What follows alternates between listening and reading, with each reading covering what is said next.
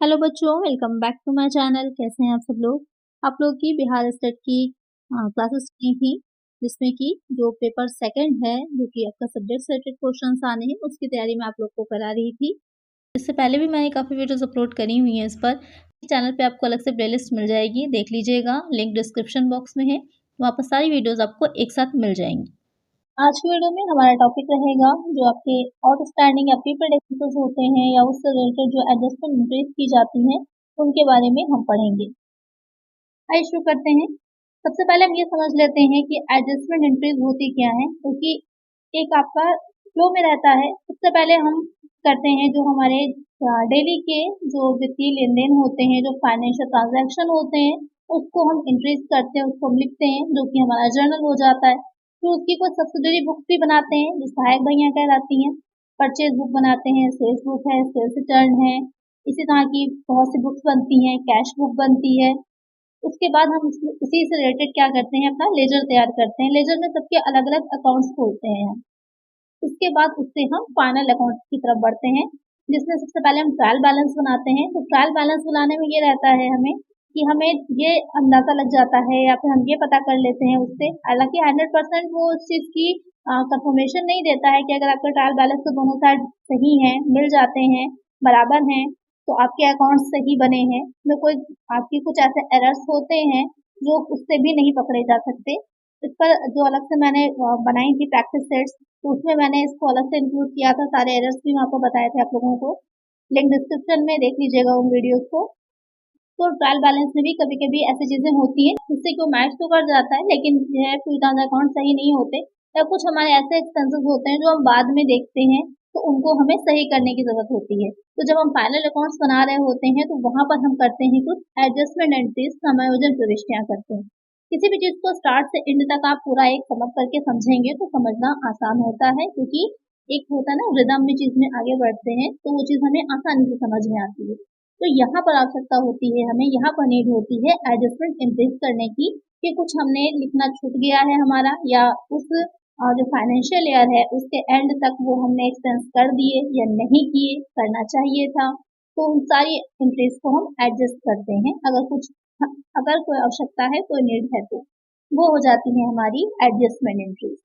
अब कौन सी चीजें ऐसी होती हैं या क्या ऐसे पॉइंट्स बन सकते हैं जहाँ पर हमको आवश्यकता होती है, जरूरत होती है इस तरह के टेस्ट करने की। तो ऐसे सारे व्यवहार या फिर ट्रांजैक्शंस कह सकते हैं जो अंतिम खातों की अवधि से संबंधित हैं, पर इनके लिखे न होने के कारण उस अवधि के तलपट में नहीं है।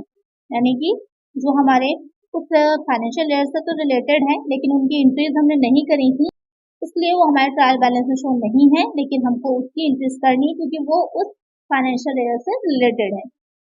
सेकंड होगा कि ऐसे व्यवहार जो लेखा होने के कारण उस अवधि के तलपट में है पर उस अवधि से संबंधित नहीं है, तो उनका हमें समायोजन करना है। यानी कि हमने उनको लेखा तो किया है, यानी कि हमने उनकी इंटरेस्ट तो करी है, अकाउंट्स बनाए हैं, लेकिन वो उस ईयर से रिलेटेड नहीं है। जैसे कि अगर हमने कुछ एडवांस में पेमेंट कर दिए हैं, पहले से पेमेंट कर दिए हैं नेक्स्ट ईयर के लिए, तो वहां पर यह रहता है कि वो इस वर्ष के नहीं है, अगले साल के हैं, नेक्स्ट ईयर के हैं, लेकिन हम कर चुके हैं उनका पेमेंट, तो हम उसको दिखा रहे हैं अपने अकाउंट्स में। तो ये सारे जो आपके ट्रांजैक्शंस हैं या जो ये सारे आपके व्यवहार होते हैं, तो इसकी हमें एडजस्टमेंट की जरूरत होती है। तो अब ये क्वेश्चन एक बहुत अच्छा उठता है कि ऐसा क्यों करने की जरूरत होती है, तो सब हमारे बिजनेस से रिलेटेड ही ऐसी जरूरत हमें इसलिए होती है जिससे कि हम उस वर्ष का करेक्ट प्रॉफिट निकाल सकें। जो हम प्रॉफिट एंड लॉस अकाउंट अपना बनाएंगे, वो हमें उस वर्ष का सही प्रॉफिट या फिर लॉस दिखा सके। इसलिए हमें जरूरत होती है कि जिस लेखांकन वर्ष से, जिस फाइनेंशियल ईयर से रिलेटेड वो सारे एक्सपेंसेस हैं, उसी को हम दिखाएं, जिससे कि हम सही उस वर्ष का प्रॉफिट और लॉस पता कर सकें। तो ये हो गया, आपको समझ में आ गया होगा कि एडजस्टमेंट एंट्रीज क्यों की जाती हैं या एडजस्टमेंट कहाँ पर किया जाता है। बहुत से क्वेश्चंस के आंसर हैं इसमें, ध्यान में रखिएगा और पॉइंट्स अपने नोट करते जाइएगा।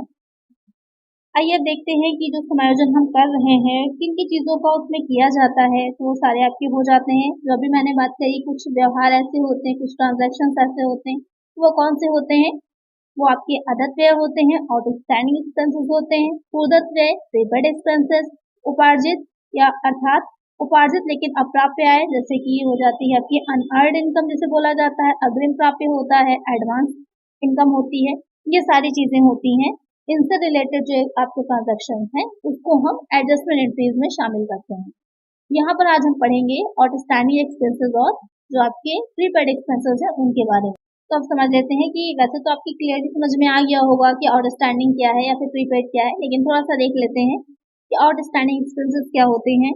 कि outstanding expenses are those expenses which are still to be paid. These are the expenses which are treated as liabilities, current liability and add to the concerned expenditure in profit and loss account. तो क्या है अदद expenses या फिर आपके जो अदद व्यय हैं कि जिनका भुगतान उसी लेखांकन वर्ष में किया जाना चाहिए था, जो फाइनेंशियल ईयर आपका चल रहा है उसी में ही पे किया जाना था उनको, लेकिन नहीं पे किया गया है उस फाइनेंशियल ईयर के एंड तक। तो उन व्ययों को क्या कहा जाता है, वो आपके एक्सपेंसेस लायबिलिटी होते हैं, आपकी एक दायित्व होते हैं। अब एक क्वेश्चन यहाँ पर बहुत अच्छा सा बन जाएगा कि किस तरह के दायित्व होते हैं, वो आपके चालू दायित्व होते हैं, करंट लायबिलिटी होते हैं। एक आपकी लॉन्ग टर्म लायबिलिटी होती है, एक आपकी करंट लायबिलिटी होती है। ये क्या हो जाते हैं, आपके करंट लायबिलिटी होते हैं, चालू दायित्व होते हैं। ये भी क्वेश्चन बन सकता है। और किससे संबंधित होते हैं, लाभ और हानि खाते में एक एक्सपेंस की तरह इसको हम शामिल करते हैं। तो आपकी समझ में आ गया होगा आउटस्टैंडिंग एक्सपेंसेस क्या होते हैं। उसी वर्ष से रिलेटेड हैं, अगले वर्ष से रिलेटेड नहीं है, उसी वर्ष में उनका भुगतान किया जाना था, पेमेंट किया जाना था, नहीं किया गया है, उसको हम दिखाते हैं प्रॉफिट एंड लॉस अकाउंट में, जिससे कि सही हमारा प्रॉफिट एंड लॉस पता चल सके। और एक पॉइंट और कौन बनेगा कि ये हमारे चालू दायित्व होते हैं, करंट लायबिलिटी होते हैं। आइए देखते हैं अब हम प्रीपेड एक्सपेंसेस के बारे में। Prepaid expenses are those expenses which have been paid in advance for the next financial year. These are the expenses which are treated as asset, current asset, and deducted from the concerned expenses in the current financial year. Prepaid expenses क्या होंगे, जो पूर्वदत्त व्यय होते हैं, यानी कि पहले से ही आपने उन व्ययों को चुका दिया है जिसको आपको आगे आने वाले नेक्स्ट ईयर में देना था, नेक्स्ट ईयर में पे करना था, लेकिन आपने पहले से ही उनको पे कर दिया है, चुका दिया है। वो सारे व्यय क्या हो जाते हैं, पूर्वदत्त व्यय होते हैं, यानी कि वो उस वर्ष से रिलेटेड ना होकर के आने वाले नेक्स्ट ईयर से रिलेटेड होते हैं। और आपने पहले से ही पेमेंट कर दिया है तो वो क्या है, आपकी एक एसेट की तरह हो जाएंगे, संपत्ति की तरह हो जाएंगे। किस तरह के एसेट होते हैं, हमारी करंट एसेट होते हैं, चालू संपत्ति की तरह होते हैं। तो आपकी समझ में आ गया होगा कि प्रीपेड एक्सपेंसेस क्या है। आपको ये भी समझ में आ गया एडजस्टमेंट एंट्रीज क्या होती हैं, आउटस्टैंडिंग एक्सपेंसेस क्या है, और जो प्रीपेड एक्सपेंसेस हैं वो क्या है, उनका नेचर क्या होता है। अब इससे रिलेटेड क्वेश्चंस की तरफ चलते हैं और देखते हैं कि क्या क्वेश्चंस हैं या किस तरह से एग्जाम में आते हैं और उसे हम कैसे सॉल्व करेंगे। इसमें आगे हम न्यूमेरिकल को भी समझेंगे कि अगर इससे रिलेटेड आपके कुछ न्यूमेरिकल क्वेश्चंस आते हैं तो उसमें आप कैसे तो सॉल्व करेंगे। मेनली आपको इंक्रीज करनी होगी उसमें, जिससे आपको बैलेंस निकल के आ जाएगा। आइए फर्स्ट क्वेश्चन लेते हैं। अदद व्यय डैश से संबंधित हैं। Outstanding expenses are related to dash, current year, next year, last year, none of the above. तो क्वेश्चन में कह रहा है कि जो आउटस्टैंडिंग एक्सपेंसेस होते हैं वो किससे संबंधित होते हैं। तो अभी मैंने आपको समझाया ही था कि उसी वर्ष हमको उसको भुगतान करना है, उसे ईयर हमें उसे पेमेंट करना है, लेकिन हमने नहीं किया है, तो किससे संबंधित होंगे, करंट ईयर से होंगे। तो एक आंसर क्या होगा हमारा, ऑप्शन ए, चालू वर्ष या फिर करंट ईयर। नेक्स्ट क्वेश्चन है, पूर्वदत्त व्ययों को डैश में दिखाया जाता है। Prepaid expenses are shown in dash, liability side, asset side, asset और liability side, none of the above. तो प्रीपेड एक्सपेंसेस मैंने अभी आप लोग को समझाया है कि क्या होते हैं, एक एसेट की तरह होते हैं हमारी। क्यों होते हैं, क्योंकि हमें फ्यूचर में या फिर नेक्स्ट ईयर में उसको पेमेंट करना था, लेकिन हमने उसको पहले ही पेमेंट कर दिया, वो हमारे लिए एक एसेट की तरह है। तो क्वेश्चन आता है किस तरह की एसेट है, तो वो आपकी क्या हो जाते हैं, तो वो आपकी करंट एसेट हो जाते हैं। यहाँ क्योंकि पूछ रहा है कि किस पक्ष में दिखाया जाएगा, क्योंकि बैलेंस शीट की बात हो रही है, जो प्रीपेड एक्सपेंसेस होते हैं वो एसेट साइड में दिखाए जाते हैं। तो एक आंसर होगा ऑप्शन बी। क्वेश्चन ये भी बन सकता है आपका कि बैलेंस शीट में कहाँ पर दिखाते हैं, इस तरह से लिख सकता है कि जो प्रीपेड एक्सपेंसेस हैं वो बैलेंस शीट में कहाँ पर दिखाए जाते हैं। तो भी आपका आंसर क्या हो जाएगा, एसेट साइड में। किसके अंडर में दिखाए जाते हैं, तो आपके करंट एसेट हो जाएगा। तो एक आंसर हो जाएगा ऑप्शन बी। नेक्स्ट क्वेश्चन है, यदि एक माह का किराया भुगतान किया जाना बाकी है तो समायोजन प्रविष्टि होगी। If the rent of 1 month is still to be paid, the adjustment entry will be debit outstanding rent account and credit rent account, debit profit and loss account and credit rent account, debit rent account and credit profit and loss account, debit rent account and credit outstanding rent account. Question में कह रहा है कि एक माह का किराया भुगतान किया जाना बाकी है, यानी कि क्या हो जाएगा, वो आउटस्टैंडिंग एक्सपेंस हो जाएगा। आपको चुकाना था अभी लेकिन आपने पे नहीं किया है, वो हमारा आउटस्टैंडिंग एक्सपेंस हो जाएगा। तो वहां पर एडजस्टमेंट एंट्री जो हम करेंगे तो क्या होगी, वो एडजस्टमेंट एंट्री वो हो जाएगी रेंट अकाउंट डेबिट हो जाएगा हमारा, और आउटस्टैंडिंग रेंट अकाउंट क्या हो जाएगा, क्रेडिट हो जाएगा। क्योंकि जब एंट्री इसकी की जाती है जो आउटस्टैंडिंग से रिलेटेड होते हैं, तो जो भी चीज में आपका मेनली है उसको हम रेंट अकाउंट में, जैसे है रेंट आपको पे करना था तो रेंट अकाउंट डेबिट में चला जाएगा, और आउटस्टैंडिंग रेंट अकाउंट क्या हो जाएगा, क्रेडिट हो जाएगा। तो एक आंसर क्या होगा हमारा, ऑप्शन बी। इसके अलावा रेंट के अलावा कोई भी आपका एक्सपेंसेस कहाँ से दे रखा होता जो कि आउटस्टैंडिंग होता, तो आप उसका अकाउंट को, जैसे सैलरी होता तो सैलरी अकाउंट डेबिट हो जाता, टू आउटस्टैंडिंग सैलरी अकाउंट आपका क्रेडिट हो जाता। तो कुछ भी दे रखा हो, कोई भी एक्सपेंस दे रखा हो, आउटस्टैंडिंग है तो आपकी एंट्री इसी तरह की जाएगी। नेक्स्ट क्वेश्चन है, असमाप्त व्यय है, there is unexpired expenditure, prepaid expenses, unpaid expenses, approved expenses, none of these. तो क्वेश्चन में कह रहा है कि जो आपके असमाप्त व्यय होते हैं, अनएक्सपायर्ड एक्सपेंडिचर होते हैं, इसमें से कौन से दे रखे हैं। उदत व्यय को कहते हैं, अदत को, उपार्जित को, या फिर इनमें से कोई नहीं। तो जो प्रीपेड एक्सपेंसेस होते हैं, उदत व्यय होते हैं, वो असमाप्त व्यय भी कहे जाते हैं। ध्यान में रखिएगा, ये क्वेश्चन अक्सर पूछा जाता है। तो ऐसा क्यों कहा जाता है, ऐसा इसलिए कहा जाता है कि जो एक्सपेंसेस होते हैं प्रीपेड वाले, इनकी कुछ राशि या कुछ अमाउंट जो होता है वो उसी वर्ष से रिलेटेड होता है, और बाकी की जो अमाउंट होता है उसको हम नेक्स्ट ईयर में ट्रांसफर कर देते हैं। यानी कि जो अमाउंट हमारा इस वर्ष से रिलेटेड है वो समाप्त व्यय हो जाएगा, क्योंकि हमने उसको पे कर दिया, वो एक्सपायर हो जाएगा। और जो आपके अगले वर्ष में ट्रांसफर हम कर रहे हैं उसी का कुछ भाग वो हमारा असमाप्त व्यय होता है, अनएक्सपायर्ड एक्सपेंस होता है। इसलिए इसे क्या कहा जाता है, असमाप्त व्यय कहा जाता है, पूर्वदत्त व्यय को। एक आंसर होगा हमारा ऑप्शन ए। नेक्स्ट क्वेश्चन है, पूर्वदत्त व्यय खाता है, prepaid expense account, personal account, royal account, nominal account, none of these. अभी जैसे मैंने आपको समझाया ही था कि कोई भी एक्सपेंस अगर वो उसके आगे आपका आउटस्टैंडिंग या फिर प्रीपेड लग जाता है, चाहे वो रेंट हो, चाहे वो सैलरी हो, कोई भी एक्सपेंस हो, वो क्या हो जाता है, वो बन जाता है आपका पर्सनल अकाउंट, यानी कि व्यक्तिगत खाता। तो एक आंसर हो जाएगा हमारा ऑप्शन ए। अगर सिर्फ आपका रेंट अकाउंट दे रखा होता तो वो हमारा कौन सा होता है, वो नॉमिनल अकाउंट होता है, नाम मात्र का खाता होता है। नेक्स्ट क्वेश्चन है, अदर व्ययों की राशि को दिखाया जाता है, the amount of unpaid expenses is shown in the debit side of profit and loss account, on the liability side of the balance sheet, both A and B, in the credit side of profit and loss account. Question में कह रहा है कि जो आपके outstanding expenses होंगे उसको हम कहाँ पर दिखाते हैं, तो उसको हम कहाँ पर दिखाएंगे। अभी जैसे क्वेश्चन में हमने ये तो समझ ही लिया था कि आपकी करंट लायबिलिटी है, करंट लायबिलिटी है कहाँ दिखाई जाएंगी, बैलेंस शीट में भी दिखाया जाएगा इसको, और साथ ही इसको हम और कहाँ दिखाते हैं, एक्सपेंस है, एक्सपेंस कहाँ जाता है, प्रॉफिट एंड लॉस अकाउंट में भी तो एक्सपेंसेस दिखाते हैं हम, तो वहां पर प्रॉफिट एंड लॉस अकाउंट में भी इसको हम दिखाएंगे। तो यहाँ पर ये दोनों में ही दिखाया जाएगा, प्रॉफिट एंड लॉस अकाउंट के डेबिट साइड में भी, और जो आप बना रहे हैं बैलेंस शीट उसके लायबिलिटी साइड में भी। तो एक आंसर होगा हमारा option C, both A and B. Next question है, प्रत्येक समायोजन प्रविष्टि प्रभावित करती है, every adjusting entry affects income statement account only, balance sheet account only, both A and B, none.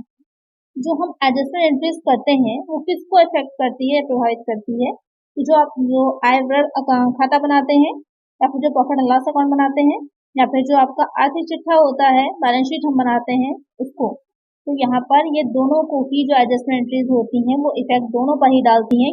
अगर आप कहीं पर भी एडजस्टमेंट करेंगे किसी भी जो आपका आइटम है, कोई भी मद है उसमें, तो वहां पर प्रॉफिट एंड लॉस, आपका प्रॉफिट एंड लॉस भी इफेक्ट करेगा, और साथ ही अकाउंट जो बैलेंस शीट आप मेन बना रहे हैं वो भी इफेक्ट करेगी। तो एक आंसर होगा हमारा option C, both A and B. आप लोग मुझे अच्छा एक चीज कमेंट करिएगा कि काफी कंफ्यूजन होती है इस चीज में कि जो बैलेंस शीट है वो एक अकाउंट है या फिर वो स्टेटमेंट है। अच्छा क्वेश्चन है, एग्जाम में अक्सर पूछा जाता है कि आर्थिक चिट्ठा एक विवरण है या फिर एक खाता है, तो आप लोग मुझे कमेंट करिएगा कि बैलेंस शीट क्या है, अकाउंट है या फिर स्टेटमेंट है। नेक्स्ट क्वेश्चन है, यदि कोई व्यवसाय एक वित्तीय वर्ष के दौरान केवल 11 महीने के किराए का भुगतान करता है तो बकाया 1 महीने के किराए को क्या कहा जाता है। If a business pays for only 11 months rent during a financial year, what accounting terms is given to the outstanding 1 month rent. यहाँ पर क्वेश्चन में आपसे कह रहा है कि किसी फाइनेंशियल ईयर में जो रेंट है वो सिर्फ 11 महीने का ही पे किया गया है, क्योंकि आपको पता है फाइनेंशियल ईयर हो या फिर कैलेंडर ईयर हो 12 मंथ का ही होता है, लेकिन 11 मंथ का ही आपने रेंट पे किया है तो 1 मंथ का ड्यू रह जाता है। उस 1 मंथ का ये तो आपको पता है कि वो आउटस्टैंडिंग है, आदत है चुकाना था लेकिन नहीं चुकाया गया है, तो वो किस तरह से अकाउंटिंग टर्म जो होते हैं आपके, जैसे हर सब्जेक्ट की अपनी एक लैंग्वेज होती है, तो यहाँ पर अकाउंटिंग टर्म में उसे हम क्या कहेंगे?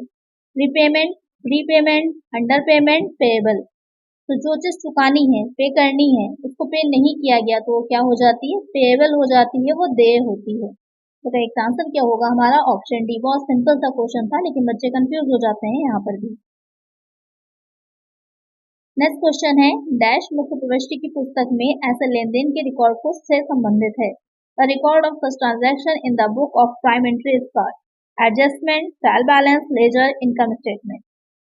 यहाँ पर जो आपको क्वेश्चन में कह रहा है कि जो हम अपनी प्राइम एंट्रीज की बुक होती है उसमें जो लेन देन होते हैं, रिकॉर्ड करते हैं, उनसे संबंधित है, क्योंकि उन्हीं के बेसिस पे हमारे आगे की चीजें तो बनाई जाती हैं, लेकिन जो हम समायोजन करते हैं, एडजस्टमेंट करते हैं, वो भी हम उसी के बेसिस पे करते हैं।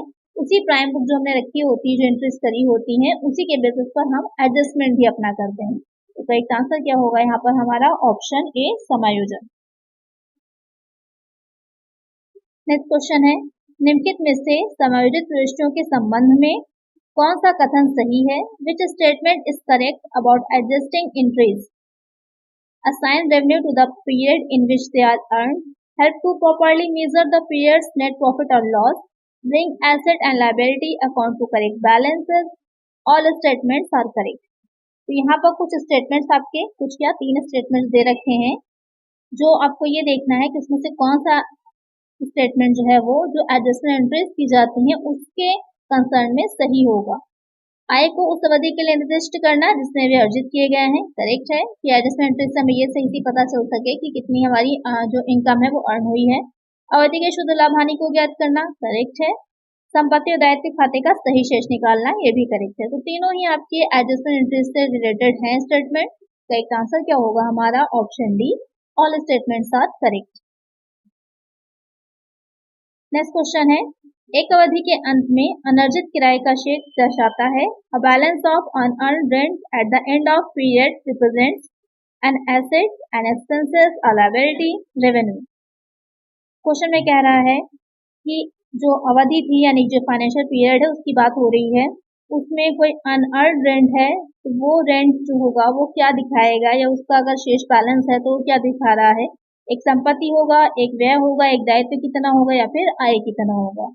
अच्छा क्वेश्चन है, आंसर आप लोग मुझे कमेंट करिए। इसको मैंने समझाया है आपको, अगर आपकी समझ में चैप्टर आया है अच्छे से, ये पूरा आपका जो कॉन्सेप्ट था अगर आपकी समझ में आया है एडजस्टमेंट एंट्रीज का जो आउटस्टैंडिंग या प्रीपेड एक्सपेंसेस से रिलेटेड है, तो आपको इसका आंसर समझ में आ जाएगा कि ये क्या होता है। तो इसका आंसर आप लोग मुझे कमेंट करिएगा। नेक्स्ट क्वेश्चन है जो कि आपका एक न्यूमेरिकल क्वेश्चन है। If the insurance premium paid ₹1000 and prepaid insurance ₹300, the amount of insurance premium shown in the profit and loss account will be। यदि बीमा प्रीमियम का भुगतान 1000 रुपए और पूर्वत बीमा 300 रुपए है तो लाभ और हानि खाते में दिखाई गई प्रीमियम की राशि डैश होगी। यानी कि आपको जो प्रीमियम था, इंश्योरेंस प्रीमियम था, कितना पेमेंट करना था? 1000 का, और ऑलरेडी प्रीपेड आपका जो इंश्योरेंस है वो 300 का किया हुआ है, तो जो प्रॉफिट एंड लॉस अकाउंट में आप प्रीमियम की राशि को दिखाएंगे तो वो कितनी होगी? 1300, 1000, 300, 700। तो कितनी राशि को आप दिखाएंगे? इसको कैसे निकालेंगे हम? ऐसा इसमें कोई भी आपको कैलकुलेशन नहीं करनी है, बस आपको पता होना चाहिए कि इसको ट्रीट किस तरह से किया जाता है। तो जो प्रीपेड एक्सपेंसेस होते हैं उसको हम जो बैलेंस शीट बनाते हैं उसमें आपको पता है एसेट है, तो एसेट साइड में करंट एसेट में दिखाएंगे हम, लेकिन जो हम प्रॉफिट एंड लॉस अकाउंट बनाते हैं वहां पर हम डेबिट साइड में दिखाते हैं। लेकिन कैसे दिखाते हैं ये समझ लीजिएगा कि जो एक्सपेंस आपने उस वर्ष किया होता है, जैसे कि जहाँ पर हमने भुगतान किया था 1000 का और प्रीपेड में हमारे पास 300 रुपए है, तो जो प्रीपेड वाले होते हैं उसको हम जो इस वर्ष हमने एक्चुअल एक्सपेंस किया होता है उससे लेस कर देते हैं। उसके बाद जो रिमेनिंग अमाउंट आता है उसको हम अपने प्रॉफिट एंड लॉस अकाउंट के डेबिट साइड में एक्सपेंस के तौर पर दिखाते हैं। तो यहाँ पर आपका कितना अमाउंट दिखाया जाएगा, 1000 हमें पेमेंट करना है, 300 ऑलरेडी है पेमेंट किया हुआ, लेस कर दीजिए, कितना आ जाएगा 700 आ जाएगा, 700 रुपए आ जाएगा। 700 रुपए की जो बीमा प्रीमियम की राशि होगी वो आपके प्रॉफिट एंड लॉस अकाउंट में डेबिट साइड में इंश्योरेंस प्रीमियम के नाम से ये एक्सपेंस है आपका दिखाई जाएगी। करेक्ट आंसर हो जाएगा ऑप्शन डी। आई होप आपके अच्छे से क्लियर हो गया होगा पूरा कॉन्सेप्ट। अब इससे रिलेटेड ये क्वेश्चन आए या कोई और भी क्वेश्चन आए तो भी आप आसानी से सॉल्व कर लेंगे। चीजों को ऐसे पढ़ा करिए कि जरूरी नहीं कि एग्जैक्ट यही क्वेश्चन आ जाए आपका तो भी आप निकाल पाए। इस तरह से समझिए उससे रिलेटेड कुछ भी अगर पूछा जाता है तो कॉन्सेप्ट अगर आपके माइंड में क्लियर है तो कोई भी क्वेश्चन पूछा जाएगा आप उसका आंसर दे पाएंगे। तो अगर वीडियो अच्छी लगी है तो लाइक कर दीजिएगा, लाइक करना ना भूलिएगा, कोई कंजूसी नहीं करनी है। और वीडियो को ज्यादा से ज्यादा फ्रेंड्स के साथ शेयर करिएगा और सब्सक्राइब करिएगा चैनल को। मिलते हैं इसकी नेक्स्ट वीडियो में। Thank you.